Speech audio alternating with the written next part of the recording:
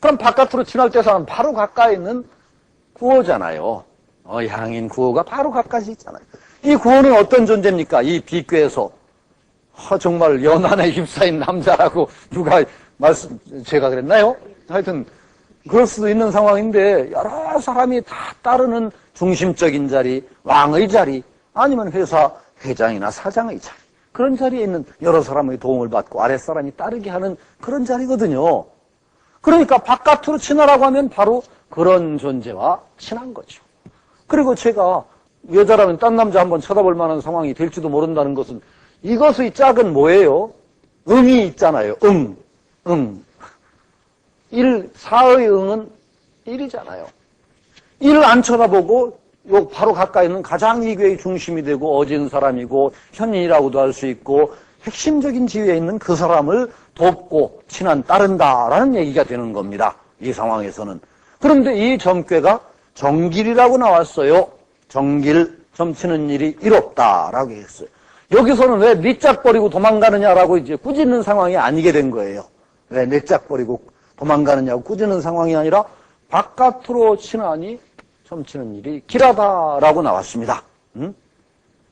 바로 이 상황은 뭔가 자기의 어떤 그 기본적인 인연에 얽매이지 않고 바깥으로 정말 도와야 될 사람, 핵심이 될 사람을 돕는 상황이 될 수 있다는 겁니다. 이게 자기가 어떤 그 회사나 어떤 위치에 있다면 바로 가까이 있는 사람이에요.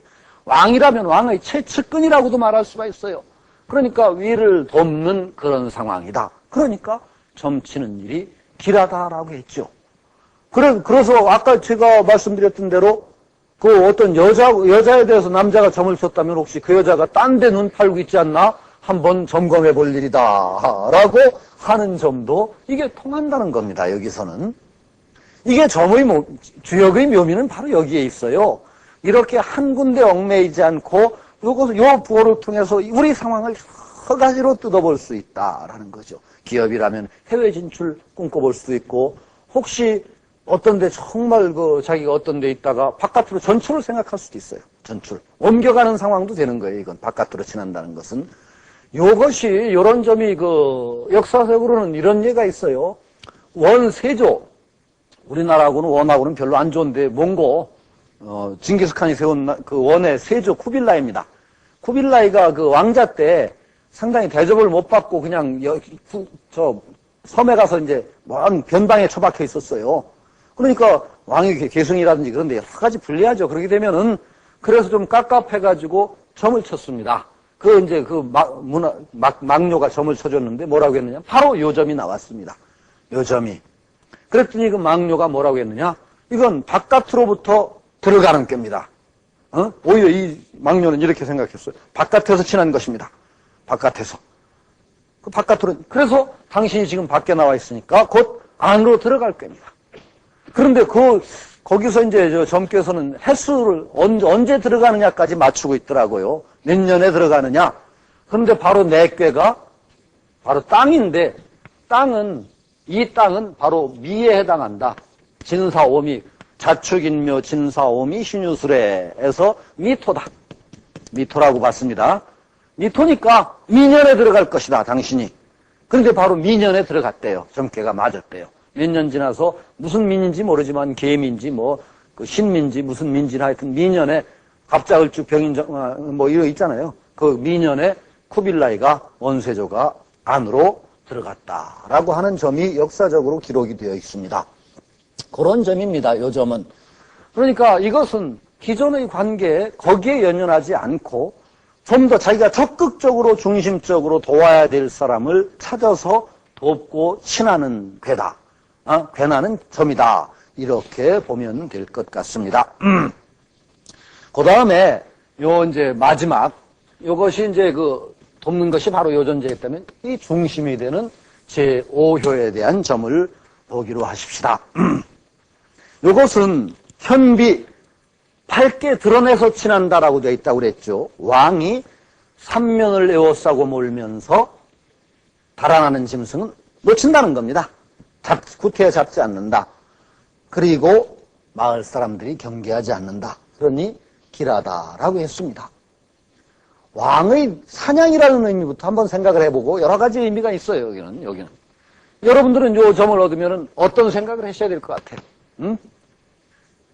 이 위치라면은 우선 이 점괘를 얻었다면 요 상황은 어떤 상황이죠? 이 비꾀의 중심이 되는 상황이죠. 중심이 되는 상황이에요. 왕의 자리라고 그랬어요. 그리고 나머지 6 음들이 전부 따르는 자리다라는 겁니다. 그러니까 2가지 측면이 있습니다. 이런 위치에 서면은 아랫사람들을 친애해야 됩니다. 사랑해서 따르게 만들어야 됩니다. 친하게 따르게 해야 된다는 점. 사장이라면 아랫사람들에게 베풀어서 그들이 나를 따르도록 해줘야 되는 위치입니다. 그렇죠? 그리고 아랫사람들은 그런 사람을 따르는 그런 상황이라고 할 수 있는 거죠.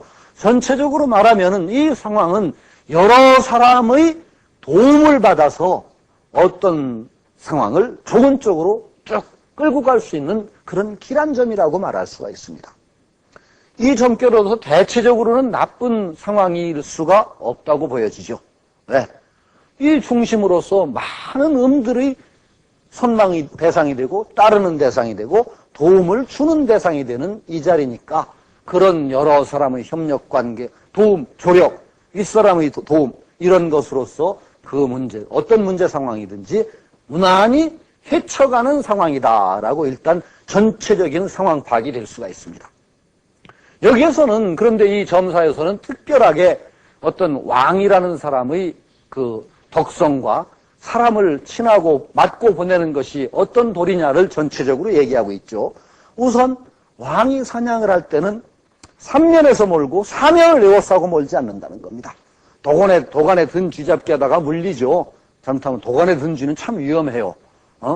그리고 3면에서 모르면은 언제나 다치기도 하는 겁니다. 자기에게 피해도 오고 결국은 어진 사람의 마음이 아니고 도망갈 길도 트지 않고 몰아대서 잡는다는 것은 어진 사람이 할 짓이 아니라고 봐요. 그리고